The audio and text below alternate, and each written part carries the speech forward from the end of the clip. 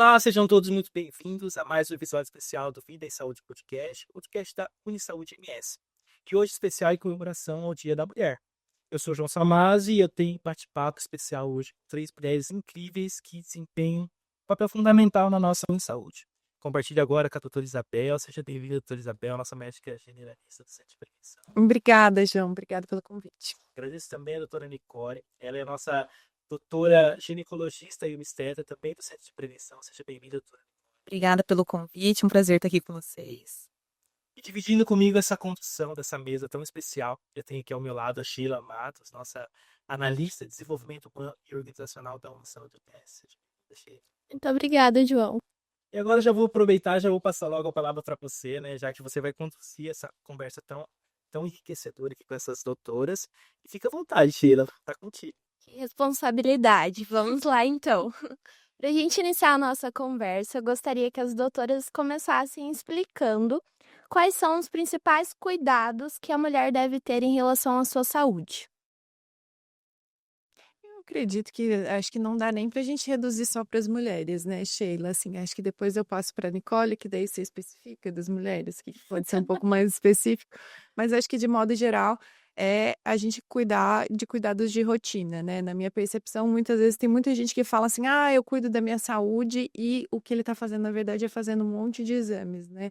Mas não necessariamente os exames são um cuidado de saúde. Na minha percepção, e essa é uma percepção talvez bem individualizada minha, cuidado de saúde é de verdade o que a gente faz na nossa rotina, né? Então, é a hora que eu durmo, é a comida que eu como, é como que eu trabalho, é como que eu lido com o estresse que eu tenho, como que eu faço atividade física, né? Então, isso para mim é mais importante para a saúde do que necessariamente que exame que eu fiz ou que médico que eu fui, tá? Não que isso não seja importante, né? As coisas elas vão entrando numa cadeia ali de importância também, mas de base, se a pessoa não dorme bem, não come bem, não tá fazendo atividade física, não gerencia estresse, cara, não tem remédio, não tem pílula mágica, não tem a benzedura, não que nada disso seja importante, entende? Então, eu começaria do basicão. Qual que é o básico? É você aprender como é que seu corpo funciona. Então, ele precisa fundamentalmente dessas coisas, ele precisa de luz solar, você precisa entender que horários de sono é sim importante, o sono que você dorme durante o dia é diferente do sono que você dorme da noite. Não fui eu que inventei, então não adianta brigar comigo, tá? Faz uma petição, protocolo pro povo lá de cima que inventou, porque não fui eu. Mas, de modo geral, o que eu entendo é isso, sabe, Sheila? É cuidado de rotina mesmo, é você ter essa, que é o que a gente chama de autocuidado hoje, né? Esse cuidado consigo, com o que você está fazendo, com o que você está planejando até para você mesmo, né? Concordo plenamente que vale para ambos os sexos, né? Tanto masculino quanto feminino. Porque muitas vezes a gente vê isso, né? Ah, eu faço meus exames a cada 3 meses, faço meus exames a cada 2 meses. Às vezes eu fico surpresa, né? Mas aquela pessoa tem uma rotina, às vezes, esdrúxula, né? Não, não, Horrível, né? é, Faz não faz exercício, atividade física, se alimenta ri mal, demais, dorme tarde, faz plantão. faz muitos plantões noturnos. Ela faz 4 plantões por semana. É da área da Faz saúde, come mal, então isso tudo interfere e, é que nem você falou, concordo plenamente. Os principais cuidados que a gente poderia ter é principalmente dieta, atividade física, cuidado com o sono e como você vai extravasar o estresse que você está lidando. Porque não adianta nada a pessoa falar, não, beleza, eu passo o estresse, mas você não saber ter uma válvula de escape para aquilo. E aí, você chegar em casa, você tá estressado, não saber como manejar isso e se carregar com mais coisas em casa e só vai virando uma bola de neve. E aí não dorme bem, só piora. E aí insônia, só vai piorando. Aí você vai fazer os exames, tá com tudo alterado, e aí falar e um remédio vai resolver, né? Meu colesterol tá alto, aí tô tomando remédio para colesterol. Aí não sei o quê. Exatamente. E aí só vai agregando. E a hora que você vai ver, começou, ok, você tá com o exame alterado, ok, talvez seja necessário remédio naquele momento, ok. Mas se você não resolver sua rotina, se você não organizar a sua vida, de fato, cara, é você ficar secando gelo, né? Exatamente. Não é nem gelo, né? Você secando um iceberg. Você secando a Antártida, exatamente. Até pegando um gancho da fala da doutora Nicole, qual a importância da atividade física realmente para a saúde? Eu diria que é primordial. Tem inúmeros estudos científicos que mostrando que é essencial a atividade física. É, Do jeito que eu vejo, a hora que você vai olhar para atividade física, a gente fala, atividade física é importante, você constrói massa magra, ajuda a você trabalhar a parte de energia, né? Fazer um equilíbrio ali do que você está comendo com o que você está gastando. Eu, de novo, tá? Tô falando do que eu estudei. Ah, toda vez que você faz atividade física, você faz com que suas mitocôndrias se repliquem, né? Vocês lembram da mitocôndria? Lá da célula, a gente tem aquela organelazinha que é responsável pela produção de energia. Então, essa organela, toda vez que você faz atividade física, ela se reproduz. Então, assim, na minha percepção, isso, sei lá, talvez seja um pouco filosófico, tá? Mas se ela se reproduz toda vez que você faz atividade física, toda vez que você faz atividade física, você está estimulando seu corpo a produzir mais energia. Então, é o contrário do que a gente pensa, que a gente vai gastar energia fazendo atividade física. De certa forma, a hora que a gente está fazendo exercício, a gente está estimulando nosso corpo a produzir também energia. Por isso que muita gente que está sedentário, às vezes está cansado, não consegue acordar direito de manhã, ou a qualidade de sono está ruim, e a hora que você vai ver, está faltando exercício, tá? O nosso corpo não foi preparado para fazer esse trabalho que a gente fica sentado o dia inteiro no o corpo não foi ar-condicionado. feito para ficar em repouso. O dia inteiro, Não, praticamente 8 horas por dia, 5 dias por semana. E aí, o bonito, a bonita chega em casa no final de semana, bota o Netflix e deita. Aí você fala, cara, você vai se estrupiar inteiro, teu corpo não foi preparado para fazer isso. Até a própria ergonomia do corpo não foi preparado para ficar sentado o dia inteiro, né? Então, na hora que a gente faz atividade física, de certa forma, a gente está estimulando nosso corpo a produzir mais energia. E isso não é um efeito que é difícil de ver, assim, você pegar paciente que não faz nada de atividade física, daqui a pouco ele começa a fazer. Ele se sente mais bem disposto, o nível de energia aumenta. sem contar a liberação de endorfina, né? A recaptação de serotonina, né? Que é um dos hormônios que ajudam a diminuir o estresse, a ansiedade. E também ajuda a diminuir o cortisol, né? Altos níveis de cortisol, perdão, interferem muito na qualidade de sono. Pacientes que têm muito problema de insônia, se você for dosar cortisol nesses pacientes, estão lá em cima. Fazendo a atividade física, o cortisol tende a diminuir, o paciente consegue voltar a ter uma rotina de sono adequada. E às vezes é que nem a doutora Isabel falou. Sono. Sono não, atividade física. Já estamos. Já estamos. A gente chega lá. Quando a gente chega lá, mas com atividade física. E aí, essa atividade física vai favorecer que nosso corpo produza os hormônios de maneira mais adequada, mais ideal. Então, ela também ajuda nesse processo de regulação e gerenciamento. Um exemplo é, assim, homens, vou falar de homens também, tá bom? Não se sinta abandonado, João, hoje aqui com a gente. Você está incluso na nossa conversa. Tá bom. Você veio quase de rosa, gente. Quase de roda. Você tentou. Tá. Homens produzem testosterona em picos. A hora que tá em sono profundo, né? De noite. Então, a atividade física de força facilita com que essa produção ocorra quando você dorme bem à noite. Então, você já vai vendo a parte da rotina, ela vai se encadeando. É bem bonito, na verdade, eu acho, tá? Nerd, porque tá bom. Mas eu acho bem bonito o jeito que a rotina se encadeia na nossa produção hormonal e bem-estar, etc. É bem legal. A mulher ela tem muitas responsabilidades, né? Ela tem que dar conta do trabalho, que hoje a grande maioria das mulheres trabalham fora de casa. Mas aí quando chega em casa ela tem filho, é marido, é casa para limpar, é roupa para lavar. Porque existe uma responsabilidade também sobre a mulher com relação a isso. E aí como dosar isso? Porque a gente está falando de praticar esporte por qualidade de vida, por cuidado pessoal. Mas aí a mulher, o tempo que ela tem para praticar o esporte é só, sei lá, aquele tempo mínimo porque ela tem um filho para fazer dormir, tem que fazer janta, tem que preparar a roupa da escola. Como que a mulher pode fazer com que tudo isso se encaixe numa rotina nesse período que a gente vive hoje de tanta velocidade? Tudo é muito rápido, tudo a gente precisa fazer para ontem. E as mulheres estão entrando nesse fluxo, sabe? De preciso dar conta de tudo, preciso resolver tudo. Eu sei que eu tô entrando um pouquinho na parte psicológica, mas a gente, quando vocês atendem essa mulher dentro do consultório, vocês acabam fazendo um papel psicológico também de entender todo esse contexto que ela vive. Poxa, ela tá tendo um problema hormonal, mas é porque ela tá fazendo esporte. Uhum. Mas ela faz esporte porque ela não tem tempo. E como lidar com isso dentro do consultório? Qual que é a orientação que vocês passam para essas mulheres? João, isso é dia a dia, né? Dia a dia mesmo, né? O que eu vejo, tá? Ah, muito dessas coisas vem de uma autoatribuição, né? Então, daqui a pouco, a mulher às vezes tem muitas obrigações, mas a gente também puxa muita coisa, né? Então, o quanto possível, dependendo da fase da vida que você tá, delegar as coisas que você pode fazer, né? Isso é uma coisa que eu aprendi. Ai, eu aprendi depois de me ferrar, vamos falar?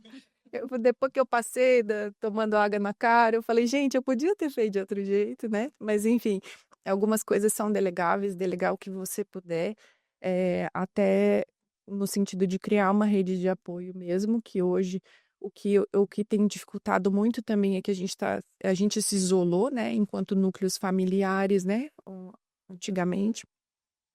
Tinha avós que apoiavam, tinha tios, tinham irmãos, eventualmente, que conseguiam dar um suporte. E hoje o que eu vejo são as mulheres um pouco mais. As mulheres não, né? As famílias um pouco mais isoladas desse núcleo Individualistas, né? que acabava ajudando nessas questões de dia a dia. Nós também trabalhamos. Gente, e Exatamente. pessoas mais velhas que estão exercendo funções não só em casa. Exatamente. Porque, por exemplo, a minha mãe ainda trabalha, minha sogra ainda trabalha.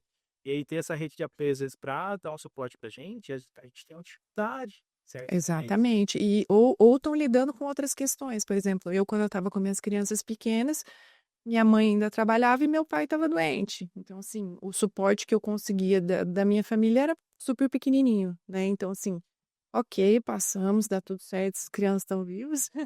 Viveu. Exatamente. Mas assim, quem tiver disponível, eu acho super valioso, né? Outra coisa é aprenda a lutar as suas batalhas, né? Se você tá numa época em que você tá com um bebê pequeno, sério que é mesmo o melhor tempo para você fazer uma faculdade, por exemplo? Será que não dá pra gente dar um passinho para trás aqui? Será que esse é realmente o melhor momento para você, sei lá, abrir teu consultório ou fazer algum outro movimento maior, já que essa criança durante esse curto período vai precisar de você mais tempo, né? Mais de você. O pai não consegue amamentar por enquanto, né? Vai que daqui a pouco, né?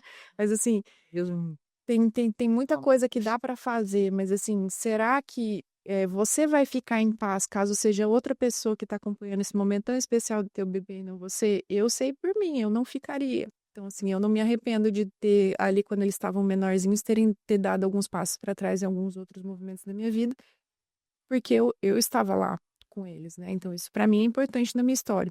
Então, e aí cada um tem que fazer esse cálculo, né, do que é realmente importante para você, do momento que você está realisticamente, porque na verdade o que a gente queria que depois que o bebê nasce, por exemplo, e a gente está falando dessa fase que eu acho que é uma fase que tem muita demanda mesmo, né, é que as coisas continuassem a mesma e não tem nada mais que a mesma coisa. Seu sono não é mais o mesmo.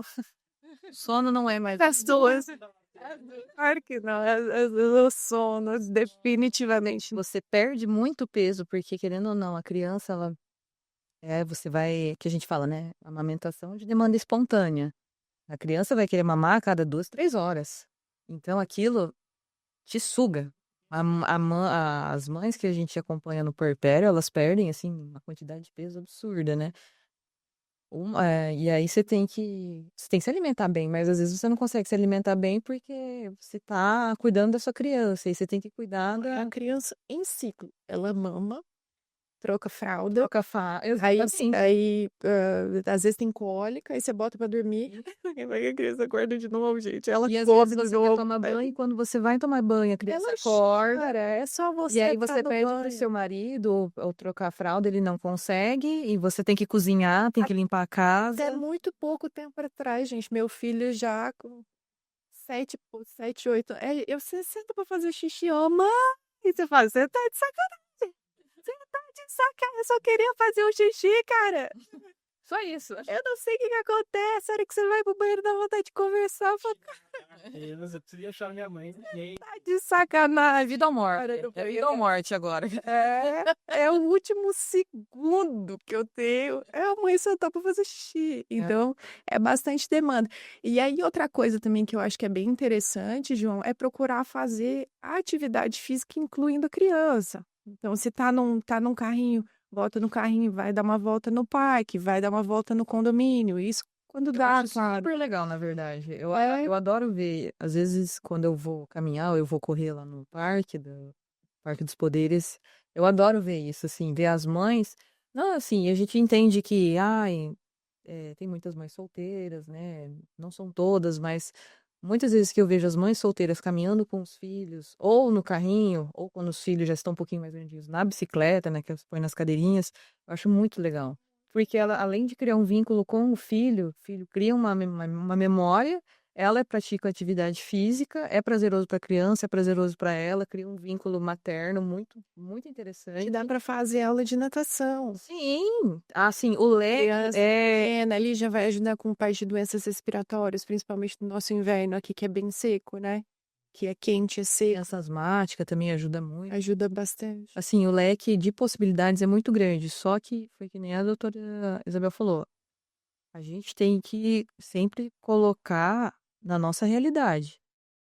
Seu bebê está recém-nascido, é a melhor hora para você fazer Botar no carrinho e e caminhar. caminhar? É a melhor hora para você ir treinar, fazer um triatlon? Exatamente.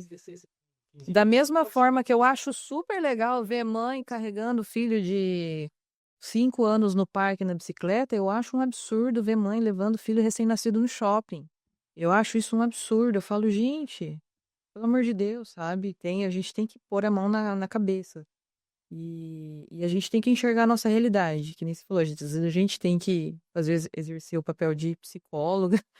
E, de fato, e muitas vezes a gente faz esse papel, e as mães falam, mas eu não tô dando conta, né, do meu filho, da minha casa, do meu trabalho, e é filho, e é fralda, e é conta, e tem que abastecer o carro, mas tem que ver a creche, mas a babá não vem, e a babá ficou doente, eu atrasei, não sei o quê. E muitas vezes eu olho para elas e falo, mas querida, ninguém falou que você tem que dar conta. Ninguém, exato, ninguém falou, ninguém chegou, falou, você tem que dar conta. Sim, a gente, de novo, né? Que nem você falou, a doutora Isabel falou, a gente se autodelega muitas obrigações e a gente põe na nossa cabeça que a gente é obrigado a dar conta. Mas não, e tudo bem a gente não dar conta, não é nenhum pecado. Somos seres humanos e se a gente tem uma rede de apoio muito bem estruturada, a gente consegue delegar certas opções. Se a gente não tem essa rede de apoio próxima, a gente vai indo dentro das nossas limitações. A gente sempre tem que ir dentro das nossas possibilidades. Obviamente, eu tô com um filho pequeno, não vou lá fazer crossfit, pelo amor de Deus, né? E há muita comparação também, né? Principalmente ufa. nessa era de rede social. As pessoas acham que Muitas. todo mundo dá conta de tudo, principalmente as mulheres, e tem muita comparação com realidades totalmente Muitas. distintas ali. Eu tive essa não discussão, né? Mas eu tive que dar um puxão de orelha numa paciente desses dias, que ela falou, ai, porque a colega lá consegue levar os filhos pra Bonito e não sei o quê. Aí ela me mostrando as fotos no Instagram. É isso daí. Só que você olhava as fotos, pelo amor de Deus, você olhava as fotos, estava a mãe lá, linda, maravilhosa, lá nas águas de Bonito, só que ela tinha 3 babás. Não, Pelo amor de Deus, gente. e aí tem também a parte, esses tempos eu vi um meme que era tinha um velhinho, né? Aí justo na minha vez, aí apareceu um outro velhinho, tipo, mega malhado. Exatamente. Aí agora eu vou fazer o meu meme, tá? Justo na minha vez, a mulher tem que aparecer com recém-nascido com a lipo HD, né? Exato. Tipo, você fala, cara, como, onde, quando isso virou normal, tá? Tive já uma paciente que, assim que ela ganhou neném, ela não quis amamentar. Ela falou, não quero. E tem o outro lado também, das que não podem e se cobram porque não conseguem. Essas que mais me doem, sabe? E essa questão é trabalhar muito psicológico, tudo, e porque você sabe que era um desejo muito grande. Porque você vê que é a hora que você cria o vínculo materno né? O vínculo materno, fetal, tudo com você tá amamentando, tudo. Só que é muito os extremos, né? Uma, não quero, por causa do meu silicone, porque meu peito vai ficar caído, que não sei o quê, fiz mastopexia, fiz não sei o quê, minha lipo, meu não sei o quê, a rebimboca da parafuseta. E a outra, não, porque o meu sonho sempre foi amamentar, mas eu não consigo. E aí você tenta ajudar, assim, você tenta orientar, na verdade, ambas as partes, né? Só que a gente torce para as duas acatarem, mas sempre alguma não vai. É um pouco frustrante, mas a gente sempre faz dentro das nossas limitações, óbvio. Meio distópico, né? A gente começou a normalizar coisas que não sei se fisiologicamente são tão normais assim, né? Tipo, É preocupante, tanto é É. que cada vez mais eu vejo que tem aumentado também muito disforia corporal também. um Um monte, monte de né? paciente que nunca precisou de nenhuma cirurgia plástica, chega com lipo, abdominoplastia, silicone, o escambau aquático. É que eu quero, né? Oi? É inscrição? O que é? E aí ela faz todos esses procedimentos, volta no seu consultório e fala: eu ainda me acho gorda, eu ainda não sei o quê. Semana passada eu fiz uma lipo, mas eu ainda tô ganhando peso. E aí começa, mas eu fiz meus exames há 2 meses atrás, minha testosterona, não sei o que, não sei o que, não sei o que, tava normal. Aí, nossa, eu quero morrer quando chega. Ai, porque eu olhei no Google, eu já até falar, e Sempre tá morto. A primeira coisa que eu me pergunto é se for um sintoma, você botou no Google, vai dar 2 frases, você vai estar morto. Vou morrer. sempre Você tá pergunto, morrendo, você tá com câncer. sempre pergunto quantos dias de vida ele te deu? É. Você tá pra morrer. Você olhou no Google, tá pra morrer, né? Ela tá quantos dias de vida tem? Ela fala, ai, não, porque a testosterona tá baixa, que eu não sei o quê. Mas, e ao mesmo tempo, a gente tem essa parte ruim. A gente foi para um lado que eu concordo. Eu acho que a gente tem essa parte ruim dessa informação tá na mão da pessoa, do paciente. Mas, ao mesmo tempo, essa informação tá na mão da pessoa, do paciente, entendeu? É importante que ela entenda o corpo dele, dela, dela, que ela de alguém. de quem ela quiser, gente, de quem ela quiser, que ela é livre, entendeu? Exato. E entenda como é que funciona, entende por que que funciona ou não. Eu acho super importante a gente vem para a idade adulta muitas vezes sem entender como é que nosso corpo funciona. A gente tem aquela coisa básica, rasa da escola, e aí estou, ok, cutucando E um pouco a muitas vezes educação. a gente não compreende, né? Exatamente, mas por quê? Porque a gente está estudando, às vezes, um monte de outras coisas que eventualmente a gente não vai usar na vida, e como o nosso corpo funciona, a gente não entende. A pessoa sai Com da certeza. escola, Quem lembra a fórmula de Bhaskara? a pessoa vai precisar. Você foi nossa, detalhe. Nossa, ela deu até uma chateada, né? De matemática que não lembro. Mas assim, ó, aí você vai, você aprende a usar a fórmula de Bhaskara, ok? E aí você chega na faculdade, às vezes, de medicina, e você não sabe a função do sono. O Que é uma coisa ciclo que você vai circadiano. no ciclo circadiano, uma coisa que você vai usar pro resto da sua vida, gente. Você precisa para manter seu crono de. Ai, credo. gente, Ciclo de crédito, a crédito. gente Vou ficava- pegar na terapia, já juntou minhas canelas aqui com o ciclo de crédito. Ó, Fala errado. Pessoa branca. produção de ATP energia, ponto. Célula, nível celular. Nível você celular, perde. nerd, nível hard que foi. Mas essa eu acho que é a falta de lógica que a gente tem num sistema educacional, que daqui a pouco você está pouco amparado com uma coisa que você super devia fazer, na minha percepção, do mesmo jeito que a gente não tem entendimento de como funcionam nossas emoções, né? Então, daqui a pouco você está ensinando a criança lá a fazer física avançada, e a criatura não consegue controlar a raiva dele. Não controlar no sentido, mas assim, ela não entende Não o que sabe que é raiva. direcionar. Não sabe Não nem sabe reconhecer o que direcionar. está sentindo, né? Não saber direcionar, não saber controlar, não E aí saber você vê como... tanta gente maluca nesse planeta, por quê? Isso é fábrica de doido, né? Você colocar uma. É verdade, gente. Se você educa a pessoa da parte da mente para ela ser super avançada e conseguir ter uma propensão lógica altamente funcional, e aí daqui a pouco ela não sabe lidar com a raiva. A hora que ela tá com raiva, ela faz o que? Ela aperta o botão, né? Eu aprendi que se eu apertar o botão, explode o mundo. O botão tá ao meu alcance, eu tô com raiva, logo é apropriado. Ponto, buf, explode o mundo, acabou. Então, assim, a gente teria que dar alguns passos para trás também. Essa parte de se educar a respeito de como seu corpo funciona, eu acho fundamental. Até pra gente entender como é que nosso corpo funciona. Se é que daqui a pouco A a gente vai famosa dar aqui inteligência emocional. Exato, sim. E Será que daqui a pouco a muitos, gente vai estar 100 anos aqui nesse planeta, pelo menos você entender a casa que você tá, né? sim. E muitos assuntos ainda são considerados tabus, né? Por exemplo, a doutora Nicole, uma dúvida muito comum, principalmente ali na fase da juventude. Com quantos anos deve acontecer a primeira consulta com o ginecologista? Com que frequência a mulher deve ir ao consultório, tanto da ginecologista quanto do clínico geral também, né? Então, eu vejo que às vezes as mães já levam, às vezes, a criança antes mesmo da menstruação, para ter o primeiro contato, né? Só que eu vejo que até às vezes eu fico um pouco com dó. Elas ficam tão intimidadas, sabe? Elas ficam assim, não quero que me toque, sabe? E eu até falo pra elas, eu falo, calma, querida, só fazer umas perguntas, não vou, não vou invadir sua bolha. E outras levam só depois que tem a primeira menstruação, e outras deixam a filha escolher quando ela opta em ir pela primeira vez. Nesse caso, eu oriento quando tiver a primeiro ciclo menstrual. Mas a gente sempre tem que estar atento, porque eu venho reparado ultimamente que está sendo cada vez mais frequente ter esse primeiro ciclo menstrual cada vez mais cedo, né? Antigamente a gente tinha o primeiro ciclo menstrual com 15, 16, 13, 14. Eu, pelo menos, menstruei mais ou menos com 14, 15 anos. Não sei vocês. Nossa, Já foi certo. Ai, que Você ótimo, pode. já é da galera. ela era nova.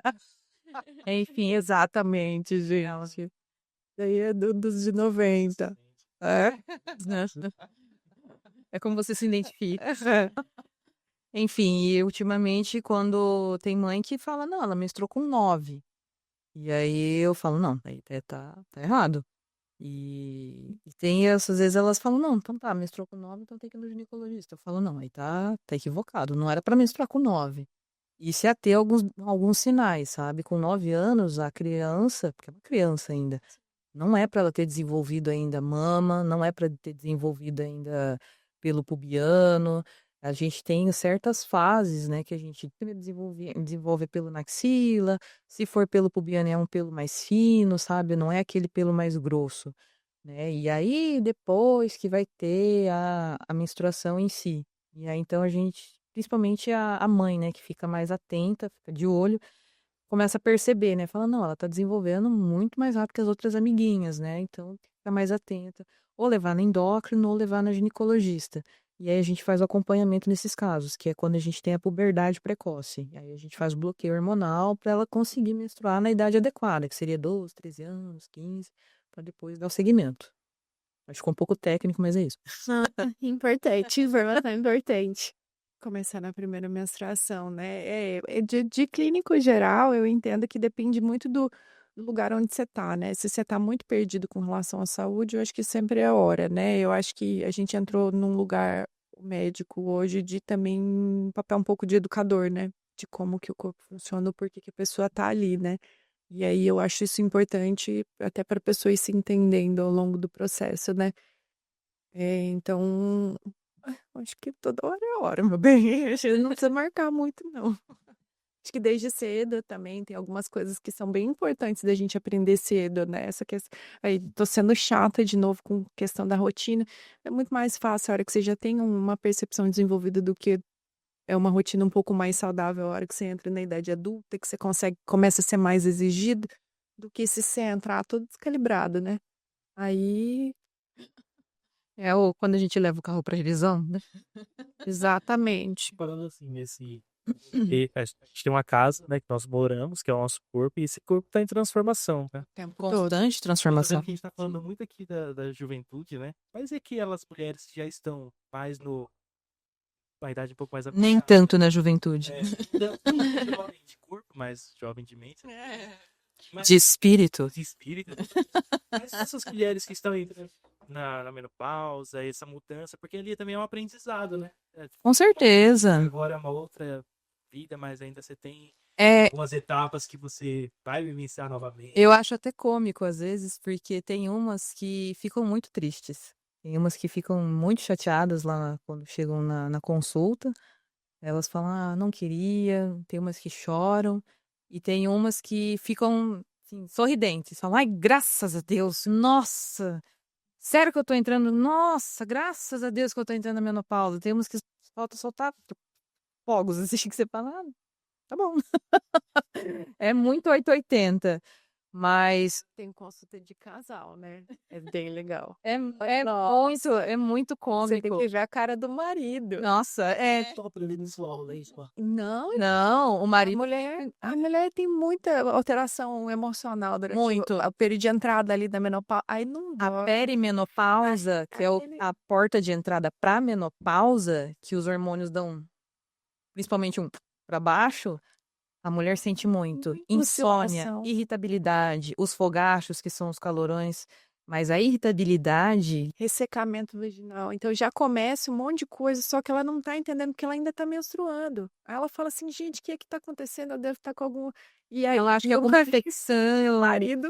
E às vezes quando ela vai ter relação, ela acha que tá com alguma infecção, porque ela fala, tô sentindo ardência. Ela não associa que pode ser algum problema de ressecamento vaginal. Ou ela até põe a culpa no marido, coitado. Consumi muito sobre os picos e os vales. É. Tá muito lá em cima ou tá muito lá embaixo. E existe um equilíbrio nesse período. Nesses casos, Natureza feminina em nenhum período, né?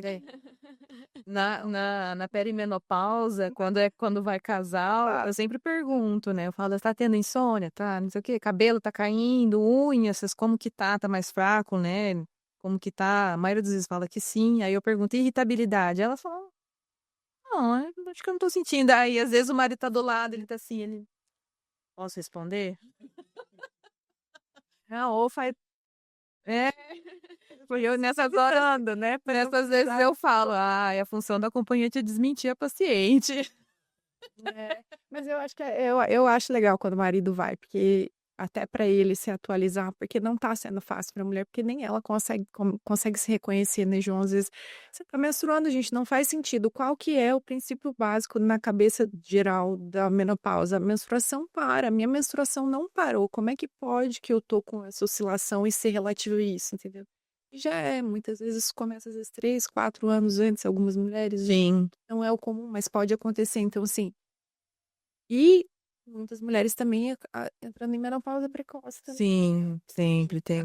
Acaba tendo esse Quanto mais processo. cedo você menstrua, mais cedo você tem a tendência a entrar na menopausa precoce. E aí esse processo acaba acontecendo muito mais cedo e aí que ela também não se liga. Então, assim, é importante. Até são questões, às vezes, que a pessoa não leva para o ginecologista, que talvez seja interessante, ou para o clínico geral, na hora que estiver fazendo consulta de rotina, né? Qual é essa idade? A idade para começar? Qual é a idade para ter O quê? menstrual, por exemplo? Varia. Por isso que a gente sempre pergunta para o paciente: com quantos anos você menstrua a primeira vez? Eu sempre pergunto: com quantos anos? E aí a parte de história da materna, né? Sim. Também vai dar um A história direcionamento. materna. Porque quando a mulher está grávida, é o período que ela fica, em teoria, em reserva ovariana, né? Que ela fica tendo, reservando os óvulos dela nesse período da gestação. Não é muito tempo, é 9 meses apenas, né? Que ela fica nessa reserva. Mas ela reserva um pouquinho de óvulos nesse meio tempo. E hoje minha esposa falou assim pra mim, quer ter outro Cuidado com o que você. ter outro pizinho. Menstruar, eu vou amamentar 2 anos e eu vou ficar Neném! Aí sim, você quer outro filho, não quero não, tô tranquilo. Mas assim, às vezes é um sofrimento muito grande também. Não como ontem. Tô fora do lugar de fala, mas eu penso que é um sofrimento também pra ela, essa alteração de humor, de estar, hora tô bravo, hora tô feliz, hora tô triste, tô chorando, tô sorrindo. Sabe que é o mais interessante é que essas oscilações, muitas vezes, ela não percebe. Quem percebe é o coleguinha. É o coleguinha que percebe. No caso, eu ia falar, quem percebe é o coleguinha. A gente não percebe. Até a gente estava conversando antes do podcast começar, né? Eu tenho um casal de pacientes que a esposa, ela tem um sofrimento bem grande de TPM, então ela fica muito irritada. E agora o combinado dos dois é que ela vai marcar no Google do casal quando ela estiver em fase de TPM, que é pra ele poder. Fica a dica para quem tá assistindo já. Porque aí ele já sabe como estão os ânimos, porque é isso, ela não tá feliz também, entende? Aquilo não é que ela gosta de estar irritada, ela não gosta de estar irritada. E ok, vamos iniciar o tratamento, mas até que isso seja fluente, que ela esteja bem com isso, vamos sinalizar o coleguinha para ele saber que dia que ele chega com chocolate, né? Exato. E é a famosa frase, né? Me ajuda a te ajudar. E ela fala assim, ele adora fazer piadinha quando eu tô nesse tempo. Sim. Ele faz piada sempre, porque eu já tô um tempo com eles, então ele realmente faz. Só que naquela época não é o momento de fazer piada. Não faça. Naquela época não é época de respirar fundo, não é época de mastigar perto, alto. Preferi respirar quietinho. Olha, se você conseguir fazer uma meditação bem profunda, vai ajudar o casal. Não tão fundas. Não tão funda. Então, assim, eu acho que qual que é a questão da menopausa também, que é bem interessante, é que assim, a gente vai aprendendo a ciclar durante a vida, né? Que é meio traumático ali no começo, mas depois você vai aprendendo e você vai aprendendo a ficar, Márcio. Ai, gente, é um pouco, vai. Você fica bem irritada. Aí depois você fala, ok. Aí você já sente ali, você fala, tá vindo aqui, eu tô um pouco mais irritada, já sinaliza, ó. Chocolatinho. Não, o César lá do Centro de Prevenção falou, ó, hoje não dá, tá? Ele nem bate na porta, então assim, mas eu já sei, ele já sabe, daí Todos a gente sabemos, então. nem briga, dá tudo certo. Mas a gente aprende ao longo desse tempo como ciclar. E daqui a pouco isso acaba também. Não é eterno, gente. E aí Graças a Deus. você tá sem ciclar, e aí aquilo que era corrente de estar descorrente, né? Não tem mais. Então, assim, é outra fase, né? Acho que é sempre também tentar se atualizar de para onde eu tô indo, qual que é a fase agora, quais são os desafios dessa fase, né? Doutora, quais exames preventivos são essenciais para a saúde da mulher e quando eles devem ser feitos, com qual frequência? Depende da idade da paciente, né? E se ela tem principalmente algum histórico na família. Se você não tem nenhum histórico na família, principalmente de câncer de mama, uma vez por ano. A gente pede a partir dos 50 anos. Agora, se você tem um histórico de família importante, né? Minha bisavó teve, minha avó teve, minha mãe teve, minha irmã teve, minha tia teve, meu cachorro teve, meu gato teve, meu periquito teve, todo mundo teve câncer de mama. A gente pede já para iniciar o quanto antes, até antes dos 45 anos, e que a partir dos 35 já começa o ultrassom de mama, fazer os ultrassons, e já com 45 mamografia. E com certeza, iniciou a vida sexual, a gente já prioriza a fazer o preventivo. Pelo Ministério da Saúde, a gente começa já a fazer o preventivo a partir dos 21 anos. Vamos fazer um momento diferente agora, então. Falar um pouco sobre mitos e verdades. A gente sabe que há vários, né, na área da saúde, e para a gente começar, eu gostaria de falar sobre anticoncepcional. Existe uma fala que o anticoncepcional ele trata algumas doenças, trata a endometriose, isso é um mito, é uma verdade?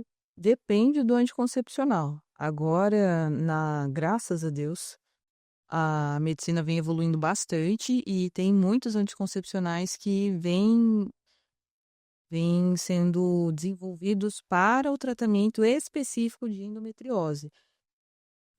A endometriose, primeiramente, ela é uma lesão que ela surge, não se sabe ao certo o porquê ela se surge, tem várias teorias, mas a mais aceita é que são células do endométrio, que é uma célula que fica dentro do útero, que ela sai pelas trompas, né? Que a gente fala que é o retrofluxo, né? Que a menstruação sairia pelo colo do útero, por algum motivo sai pelas trompas e vai cair dentro da cavidade abdominal. E se aloja em determinados pontos, locais mais comuns, geralmente bexiga, reto, intestino e geralmente na parte externa do útero, na parede do útero. Esses pontos, geralmente próximos do ciclo menstrual, a paciente sente dor, sente cólica, ela tem dor de forte intensidade e os anticoncepcionais, eles, com o uso contínuo, conseguem inibir essas cólicas, a proliferação celular desse endométrio. Obviamente que a gente não pode prometer mundos, rios e fundos, né? Falando que a paciente vai ficar curada com o uso do anticoncepcional, mas que tem uma melhora significativa da qualidade de vida, de fato há. Se junto com isso, aí eu vou falar da minha parte mais da base, né? Se junto com isso, a endometriose que tem pano de fundo, processo inflamatório desse Com endométrio certeza. deslocado, né? Então, se você consegue associar o tratamento convencional com gente, é chata da mudança do estilo de vida. É chata da mudança de estilo de vida. Com a mudança do estilo de vida, né? Redução da quantidade de açúcar, de alimentação inflamatória, melhorar a qualidade de sono.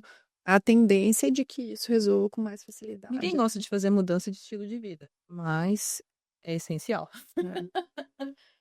Salva vidas. E aí a gente entra de novo naquele outro lugar também, que é, dá pra só tomar um anticoncepcional. Ok, mas isso vai resolver o problema? Até que ponto que essa mudança de estilo de vida que você está adiando fazer, que você já sabe que você precisa fazer, porque de repente você diagnosticou sua endometriose quando você era bem jovem, que isso vai gerar outro problema de saúde lá na frente, que a gente só vai chamar de outro nome. Então você pode ficar dando nome pro mesmo problema que é a sua falta de rotina, quando você quiser a sua vida inteira. Não tem pra mim, e eu, Isabel, não tem problema nenhum com isso. Mas se você está sendo resolutivo, eu acho que não. Então, bora, faz o que precisa fazer da parte convencional, mas ajeita a base também, porque senão você só tá adiando, né? O uso prolongado do anticoncepcional, ele causa infertilidade? Depende do uso do anticoncepcional, mas foram feitos vários estudos e não, É um mito. é um mito.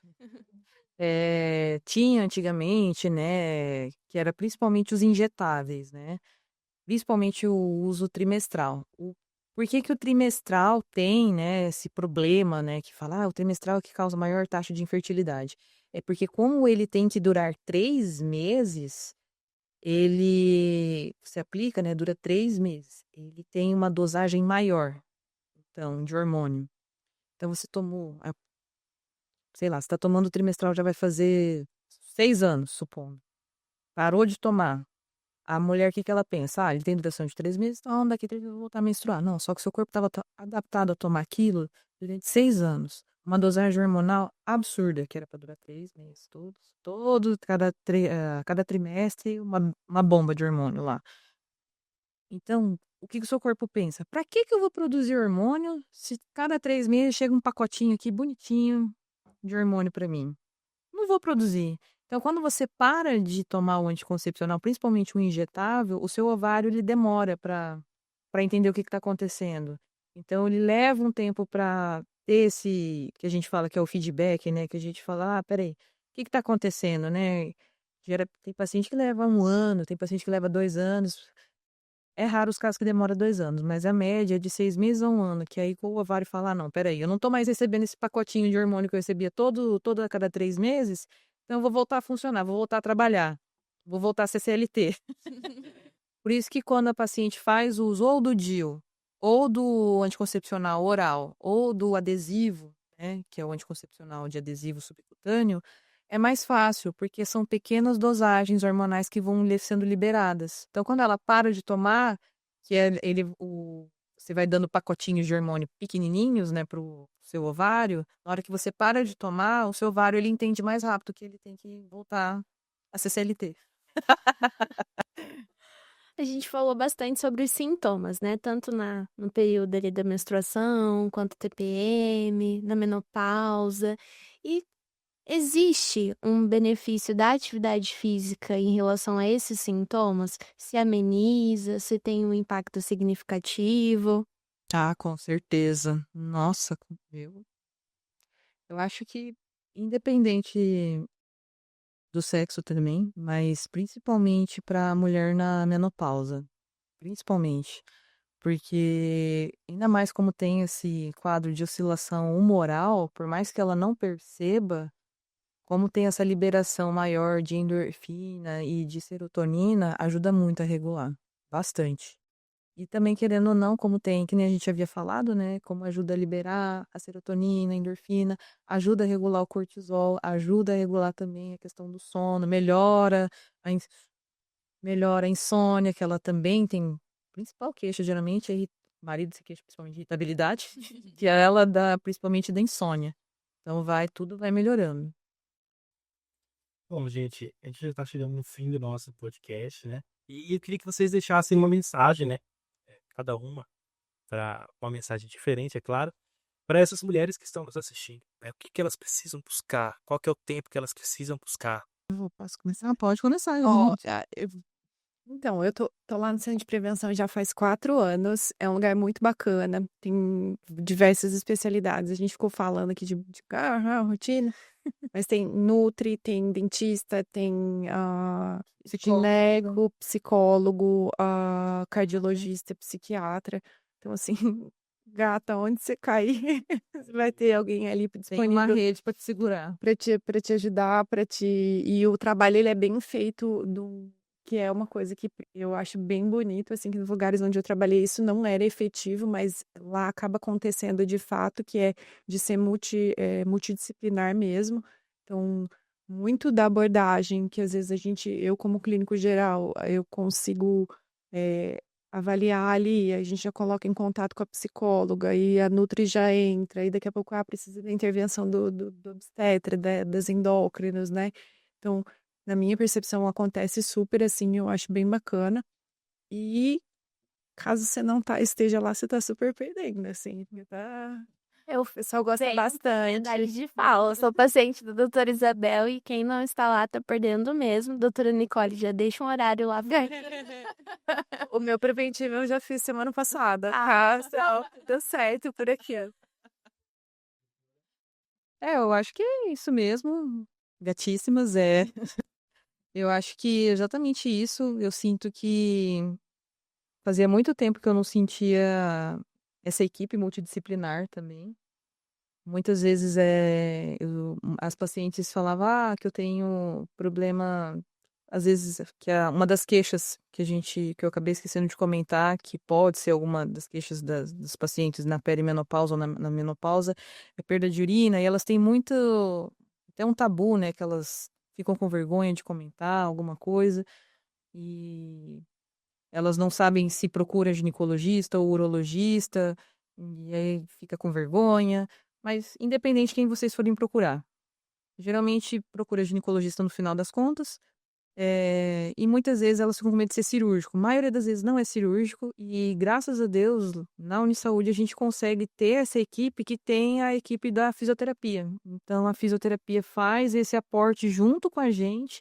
E tem também um aporte do urologista lá também, né? Então, tem, assim, que nem você falou, para onde você cair, tem uma rede lá, sabe? Então, a gente tá falando, tem a rede de apoio, a Unisaúde tem a rede de apoio até no teto, se precisar. Então, para onde você for, tem alguém te segurando. Então, para onde você for, tem alguém No te mínimo, segurando. a gente vai chorar junto. No mínimo, a gente chora junto, se for de alegria ou de tristeza, mas na maioria das vezes é de tanto rir.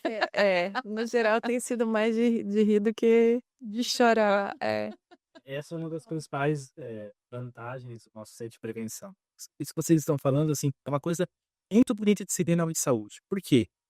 Se você tem uma paciente que está tendo alguma dificuldade, e às vezes não é o tratamento da ginecologia, é algo que vai ser para psicologia, para nutrição, e a gente tem tudo ali pro nosso centro de prevenção. Ele saiu do teu consultório, ele vai na recepção, já vai marcar com, por exemplo, nutricionista, sim, psicólogo. Ele não precisa entrar em contato com outro lugar. Ele se diagnosticou lá no Google que ele tá com problemas de ginecológico. Vai, que tá O com chat problema. GPT diagnosticou. Nossa, o chat GPT agora tá super, né? Super. Mas assim, você diagnosticou lá e beleza, eu tô com problema hormonal. Aí chega lá na doutora Nicole, ok, talvez tenha um problema hormonal, mas assim, na base a pessoa tá comendo muito açúcar. A Nutri já tá ali, já consegue sair do consultório da doutora Às vezes Nicole. pode ser uma diabetes, aí já vai direto pro endócrino. Já tá com endócrino também. Às vezes né? pode ser uma compulsão alimentar, já vai pro psiquiatra, já vai pra psicóloga, assim, desamparado não sai. E é muito gostoso, porque a E o gente resultado é sente... melhor também, né? Dos maravilhoso. pacientes. É muito gostoso, porque quando eu sinto isso, né? Se a gente que trabalha lá fica o dia inteiro, de você, né? O dia inteiro, literal, gente. Inteiro, literal, que a gente Tem sente uma isso que tenda lá, é a lenda, tem uma tenda lá que eu durmo. quando a gente entra, só de passar na recepção, né, o pessoal de dar bom dia, boa tarde, boa noite, você sente só o carinho do pessoal da recepção. Então você fala, gente, Se a gente sente esse carinho, imagina os pacientes que estão chegando. Vocês caminham, vocês encontram um paciente que nem a tua consulta. Passou por outra, Gente, eu vou lá na recepção, tá? Eu vou lá dar oi. A gente fica lá batendo uma conversa. Eu vou lá dar oi. E tem chá de gengibre lá também, que é o clássico, né? Maravilhoso. Chá de gengibre maravilhoso. Maravilhoso. gente, é isso. Agradeço de coração por vocês estarem aqui com a gente nesse podcast. E que esses nossos beneficiários possam, né, se enriquecer ainda mais com essa conversa que a gente teve. Que nós possamos propagar essa cultura do autocuidado. Eu acho que esse é o ponto principal dessa conversa. A cultura do autocuidado, a prevenção. Porque a prevenção, ela sempre é melhor, né, do que a gente não... É melhor a gente prever do que a gente ficar depois tendo que fazer tratamento. Com certeza. Então, que nós possamos carregar essa cultura, né? Que nós, aqueles que estão nos assistindo, possam carregar essa cultura. E eu agradeço muito por vocês estarem aqui. Agradeço a Cheiro, né, por compartilhar comigo esse momento também. Gente, muito obrigado mesmo. É isso, pessoal. Obrigado por assistir o nosso podcast. Nos vemos no próximo. Tchau, tchau.